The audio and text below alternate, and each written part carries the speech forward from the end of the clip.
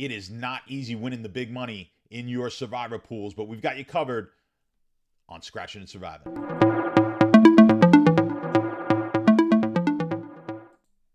All right, guys, Scratchin' and Survivin' time, your survivor pools. This is the place to be if you want the edge you need to win your survivor pool. Of course, brought to you by the Sharp app. Guys, if you don't have the app yet, there's a link down below. Grab the app. Not only to help you with the sports betting, but it's going to help you with these survivor pools, especially if you jump in our Discord. A lot of questions last week because of that Charger game. We'll get into it. But if you guys either leave a comment down below or you head into Discord, which is the best place, and you can get into the Discord. Once you download the app, there's a way to sync into our Discord, and then you have access to me, our other pros, as well as a ton of other people just like you who are interested in sports betting and these type of pools. And it's a great place to ask me questions directly, whether you DM me, ask me in my coach's room or the NFL room, wherever it may be. That's a great place to get access to me and ask the questions you need to. And we needed it last week as that Charger game changed throughout the week. From the time I gave out the plays here on the Scratchin' and Survivin' show, that line moved quite a bit. It was 7.5, I believe, when we did the show. Closed at 3.5, really because of the Herbert injury. We weren't sure going into the game if Herbert was going to even play. He did. Obviously, those ribs were an issue. He didn't look like the same Herbert. And Jacksonville, listen, give them credit, really played well. They have been playing well all season long. So if you were not nimble and moving off of the picks as the week goes on, you may have missed out on that one and left the Chargers in there. So hopefully you did not do that. In my big pool, I did leave one Chargers because I anticipated a lot of people not getting off the Chargers, and I wanted to just have a piece of it. Of course, that one lost, but I was able to pick up a ton of equity on the rest of the pool. I was down equity in that pool. If you guys aren't familiar with equity, head back to last week's video or the week before. I talk about it, but essentially it's just the amount that your entry is worth as compared to where it was worth when the pool started, right? So I'm right back to where I was in total equity in that big pool. I'm way ahead in the next pool that I'm in, which was a lot less people. It was like 1,300 some odd people. We're down to about 300 some odd people. I've got 50% of my entries left in that pool, and they're down to about 25% overall. So I've pretty much doubled my equity in that pool from the start. But again, that's all nice on paper. We got to go ahead and win it. But good position to be in. I'm sort of equal in that big pool. And then the smaller pool I'm in, I'm still up there. Odd situation there. Now, going to what I was telling people in Discord and here on YouTube last week about maybe going chalky in the smaller pools. So I had 2 entries in a pool with 13 entries. I wanted to go chalky and then take a more high leverage play. So I went with Kansas City and Philly. Of course, the Philly side wins. Kansas City goes down. The problem there is, and we don't know this, right? We're not in a bubble with our pools, but in my pool, very few people wound up taking Kansas City. So it defeated the whole purpose of me taking Kansas City with that pick because I really wanted to counterfeit. If I'd known that everyone would have been on Cincinnati, then I would have taken Cincinnati and Philly, right? Because I like to have, in that situation, I want to counterfeit the majority of the market in one so that if that one does lose and my other one wins, I've got a big chunk of equity there. I have a good shot at winning that pool. If the favorite does win, the chalky play does win, I've got a piece of that as well, and I'm in advance, and I'll live to fight another week. If both win, of course, I could look at that strategy again. Now, it worked out for some people that were on this video and then have asked me questions because they had pools where Kansas City was a highly popular pick. As a matter of fact, one person, I got them on Philly because they had 1 entry left. There was about 9 people. I told them Philly was probably the way you wanted to go because of the high leverage situation in which Kansas City and Cincinnati would be the main teams taken. It turns out for his sake, really lucky that Kansas City was taken by 7 of the 9, and then 2 people had Philly. So he's alive with just 2 people left in his pool. That's the way it's getting. It's been crazy to only have 25% of pools of entries in pools still alive right now, and we're only going into week 4. And from the looks of it in week 4, who knows? We may see some more carnage. So let's jump into Survivor Grid, see what we got going on this week. As you can see on Survivor Grid, they're saying that the highest leverage plays are both Philly and Cincinnati this week, but not huge favorites. Cincinnati, the Thursday night game, 3.5 to 4.5. I think it's 4 at most places now. So we'll see what we think on the spreadsheet when we look at that. Philly has looked really, really good so far this year. Jacksonville is getting 6.5, but Jacksonville's played well. The biggest game as far as point spread goes is going to be Green Bay and New England. So Green Bay is getting the majority, well, not the majority, but the plurality. They are the plurality favorite at 43% right now. But in your pool, especially in a smaller pool, they very well may be a majority. If you have 10 people left in your pool, you may be in a situation even better than last week where you get 8, 9 people on Green Bay, and you may be able to pivot to another side. So we'll get into all the strategies of that in a bit. So let's just talk about the spreadsheet. Let's jump into the spreadsheet, see what that looks like, and then we'll talk more strategy here. So I have it set up initially for my big pool, and I've got it at like 75%. I'm going to tinker with this and see how it goes, but I looked at it briefly before we came on here, and it doesn't look terrible. Let's just go over what it's got. If I took 7 different entries, I got 31 left. If I took 7 different teams and spread it out, which I have been doing, which we could say it's worked or not worked, but I'm at even equity, so it really hasn't helped me out that much because the first couple of weeks, just the wrong teams were losing. We had big upsets, but just not the right ones in this particular pool that I'm in, at least for us. Now it likes Philly. Well, let's go over who it likes the best. Green Bay, no shock there, right? That's the biggest spread of the week. I've got it at 80.5%. Guys, if you don't know how to come up with these percentages, I just base it the money line. I go into the Sharp app. I look at the money lines. I take the midpoint of the money line, and then it's a very simple conversion. If you're unsure of the formula, just hit me up with a comment, and I'll take care of that for you, let you know exactly how to calculate it. But Green Bay is going to be the most popular play, 43%. So of my picks here, I'm under 43%, at least if I go with 7 picks. So again, I'll be fading the biggest play of the week, which I like doing in these big pools. You want to be fading the biggest play. You want to zig when they zag. And we would be doing that in this situation. Really, most likely any of these that I pick right now is going to give me that kind of distribution.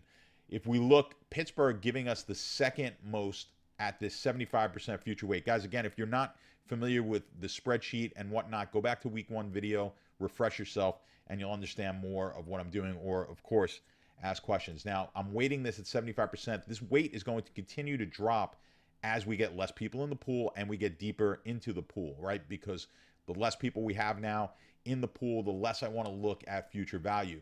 So the one pool where I have 35 or 300 some odd people left, maybe I'm looking at 50%. I don't know yet. I've got in that pool 12 entries. So if we look at a pool like that and I've got 12 entries, if I went with just 4 teams, Philly with 2, Green Bay, Pitt for 2, and Detroit for 2, that I don't dislike that all that much. And even if I go one more and I go with 5 and I just squeeze in the Chargers there against Houston again, I don't dislike that. And I like the fact that I'm going to be in that particular pool. I'm going to be a little closer to the market. But again, it gets tricky. There's a multitude of ways you could play it. Of course, you could totally fade Green Bay here. But having the abundance of picks, what part of the strategy is you do want to take some of what everyone else is taking because you do want to advance when they do. It's not going to be good if we lose all our other games, but at least we're still alive, right? So that's the theory there. So Green Bay obviously going to be a big pick, but there's a ton of future value left in Green Bay as well. Let's take a look at the Survivor grid, and I'll show you what I mean. Now, obviously, they're showing up on mine as 100. If you guys don't know, when you look at this future value column here, FV, the future value column, I'm looking at this, and I'm basically rating it based on what the future lines are projected to be on each team, and then I rank each team for the week. So the best you can do is be a lower number. As you see, Buffalo's at 53, because in most weeks, they're going to be one of the top choices based on the point spread each and every week. All right. So when we go to Survivor Grid, let's just take a look at Green Bay. And do we need them coming up here in the next few weeks. Now, obviously, they're going to be the biggest favorite this week. If we wanted to pivot off there, what does our week look like next week? Well, as you can see, Buffalo, if you have not taken Buffalo yet, and most of you probably have not, you're going to have a shot at taking them as a huge favorite against Pittsburgh. But even if you have taken Buffalo, you probably did not take Tampa. Odds are pretty good. You have not. Then you're going to have them against Atlanta. So you have options here, even though Green Bay gets the Giants at home next week. You do have options. You're going to wind up with the Rams and Dallas, Jacksonville and Houston. So you've got some options there. Week 6, Green Bay is going to be a huge play against the Jets. -13 is projected line at home. That should be a game they win. But you do have a shot with the Rams against Carolina. You've got San Francisco at Atlanta. You've got Tampa at Pittsburgh. So you do have some plays here. I like more of the plays in week 5, but you do have options here in week 6. So if you did take Green Bay or you fade Green Bay this week, you do have an opportunity where you are going to need Green Bay in one of the next 2 weeks, or at least they're going to be a very popular pick. So you figure if we get 43% of people taking them this week, you're going to get a decent amount take them next week against the Giants. So let's figure we get 10+% of the pool. So now you're looking at over 50% of the pool. And then against the Jets, I would anticipate again somewhere around the 40% mark. So it's just going to be a matter of, do you want to fade them this week? Which week do you have the better chance of advancing? Week 4 and taking maybe Philly against Jacksonville, the Chargers, Cincinnati, one of these teams, or do you like your chances better in week 6 with the Rams in Carolina, San Francisco, Atlanta, Tampa, Pittsburgh? I think the answer is you like your chances better in week 6. So normally I really want to get some leverage on the field, but I'm leaning right now towards counterfeiting everyone. If I'm in a situation where I can potentially win a pool, I may go with the masses.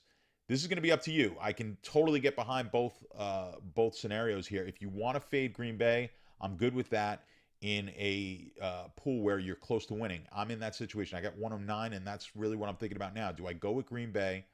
And that's the way I'm leaning right now. Do I go with Green Bay this week? Next week, see which way I go. Probably with Buffalo, and I got to check if I even have Buffalo in that one, because I did take Buffalo with one of my entries. I'm not sure if it's the one that's alive. I'll check on that later. But if I do have Buffalo, that looks like a definite choice that I'll make next week, which again is going to be chalky. So we may have to be chalky for multiple weeks, back-to-back weeks. We'll see. Maybe the Tampa situation, we want to take them, but we'll talk about next week. But if we go chalky this week, that affords us the opportunity to not be chalky in week 6, with probably a better opportunity to win these week 6 games than we do the week 4 games. Again, I could get behind either way. There's no right or wrong way to do this, guys. Well, let me correct myself. There is a wrong way, but there's a multitude of correct ways, right? So there's not just one right answer, obviously, but there are some wrong answers. So if you told me that you were taking, let's say, Carolina this week, I would say, okay, well, that's not the right play in a situation where you have a very few amount of people left in a pool. I really wouldn't even take Carolina in a pool where I had a ton of people left, right? So there are some wrong plays, but there's a few different avenues we could go as far as right plays. So we talked a little bit now about if we're in a pool where we have a chance of winning in any one of these given weeks. I'm leaning right now towards being chalky, which is going to not give me an opportunity to win the pool this week, but it may give me a good opportunity to survive. And I'm going to let other people maybe take some chances with the other teams. Maybe in the next couple of weeks, we lose some people. And then when I get to week 6, when people are going to be back, those who did not take Green Bay, who are still alive, are going to all probably be on Green Bay in week 6. That'll give me my opportunity maybe to take the pool down. So that's my logic right now. Things change as the week goes on, as we know, and we have seen, but we'll see as the week goes on and progresses. We do need to make a decision on the Cincinnati game. If I'm in a short pool here, not too many people, I'm not touching that Cincinnati-Miami game. In larger pools, though, we may need to be on Cincinnati and on the Thursday night game. Let's look at it from the perspective of the spreadsheet. And again, if I'm in that pool, if I'm looking at a 50% future value weight, and I've got 12 entries left in that one pool that I'm in, does it have Cincinnati? All right, so it's not giving me Cincinnati. This is saying 0 Cincinnati, but that's sort of round. So if we've got 2, 3 is 2 and 1 is 3, 7, 10, that's 12. So yeah, they would not necessarily be a play for me if I 50% weighted this. And I went with 7 different entries, which I'm not doing. So more than likely, I'm not going to have Cincinnati as a play. Let me just show you some other variations, because you guys are in different types of pools. If you're in a pool with maybe 50 to 100 people, you may want to look at something at the 25% level. And again, Green Bay is going to be a popular pick. If you've got 2 picks, maybe you're going to go Philly and Green Bay. If you can't take Philly, maybe the Chargers would be your second best option or third best option overall in a pool like that. And then, of course, if we go with 0, as I drop my my bottle cap, sorry about that. If we go with 0, of course, it always is going to weight the biggest favorite the highest, and that's what we see here. So you're really just looking at the 2 largest favorites of the week, which are Philly and Green Bay, on a 0 weighted pool. But again, we're at that point now where we have to start making these game theory type of decisions. So in the pool I was in last week, if you're in a sharper pool, that could change your thinking. So if you're in a pool with a lot of very sharp people, and apparently the pool I'm in is decently sharp, where they got off of the chalky chief pick last week, and it sort of threw me for a loop. If you're in a pool like that, you may anticipate that not as many people are going to be on Green Bay. Now, if that's the case, I actually like Green Bay even better this week, because now I've got a team. Last week with Kansas City, they were not, the line wound up moving down to 5.5. They wound up not being as big a favorite as some other teams out there.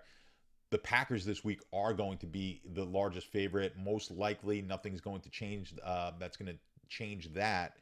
And we should get a play where they are going to be the predominant favorite. And in that situation, I do like having Green Bay, especially if other people are now going to pivot in different directions. So the more I'm talking about this out loud, the sharper the pool and the less people in the pool, the more I like the Green Bay pick this week. So in larger pools, of course, we're going to have to vary what we're doing again. And actually, let's bring up the spreadsheet. So let's talk about the larger pools. Quickly, we'll go over again. If I've got a really huge, some of you guys are in some really massive pools. Again, the pool I'm in is still pretty big. And we're talking 31 people with whatever it is now, it's about 2,000. I think we got about 2,000 people left in that pool. So it's still fairly large. So I still want to have some variety in my picks. We're looking at this as if you started a pool with 2,000 people and you had 31 entries, right? So it's going to be a similar situation. Not really worried about what I lost.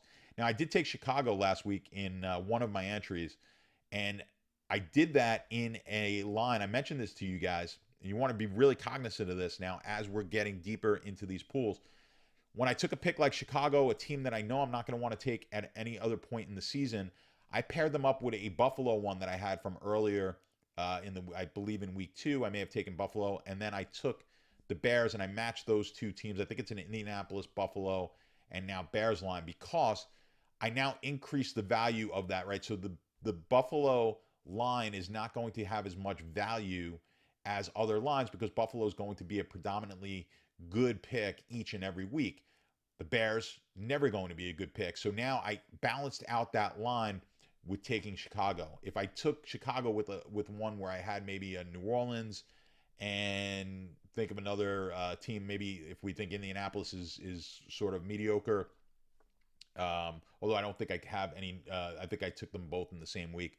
Just trying to think of what team, but let's say it's just one of the lines where I had weaker teams as my picks, and then I added Chicago to that. Certainly it's going to increase the equity and how much that ticket is worth, that entry is worth, but maybe I'm doing it at too much risk, right? So I want to kind of balance it out. I want to have a mixture in all of my lines of good teams and bad teams. Gives me some more options as the pool develops. So just something to keep in mind when you are figuring out how to match teams up. You want to have variety. Don't put the same team, if you're taking a team multiple times, don't put them with other teams that you've already taken, the same teams. This way, as the pool goes on, we get into deeper weeks, you may have a chance to take different teams than you would if you start to make every one of your lines look the same. All right, so that should make sense to you guys. I think we've gone over just about where we need to be this week. It's going to be a little tricky. Let's just quickly, actually, what I wanted to look at was, do we have any really super long shot type of teams that look a little crazy? You know, Detroit, not a big long shot. They are 66% chance to win. Another team, they've looked really, they played well. They look like they should have really beaten Minnesota last week. Pittsburgh, a team that's not very good, is a team that you're going to, as you see, this big 312 number. Not a ton of future value. If you can get by in big pools, I really like Pittsburgh here this week. They're only getting 5% right now. But if you're in a large pool, again, Pittsburgh knocked them out. The Giants in a similar situation where you can take the Giants and not a lot of people are taking them. So you've got some really good leverage plays in large pools with the Giants and Pittsburgh. So be on the lookout for that. I advised some people in massive pools like the Draftkings pool to look at taking Chicago last week. That paid off. Again, you may want to look at a longer shot team, and then that's going to give you a lot of options where you could start matching the market maybe on some future weeks. But again, I go into these pools where if I've got one entry in a massive pool, I've got to take a lot of risk in that pool. But then, of course, at some point you do have to start matching the market. But I want to build as much equity as I can, and I want to pick my spots. I may not have as good an opportunity to take a Giants or a team like Detroit further down, or Pittsburgh further and deeper as we go into the season. And I may be stuck in week 12, 13, 14, taking a mediocre to a bad team that's only a 2 or 3 point favorite, as opposed to maybe 4 or 5 point favorite that we could get them at now. So you've got to kind of weigh that out. And in larger pools, I would definitely advise taking a little bit more risk. All right, guys, that's going to be it for me today. I'm going to try to avoid the hurricane that's barreling down on me right now. So we'll see how that goes. Hopefully all is well, and I'll be back safe and sound with you guys next week. Of course, again, link down below. Join us in the Discord. Join the Sharp app. Comment below with any questions you may have. I'm happy to answer them. Good luck, guys. Survive. We'll see you next week.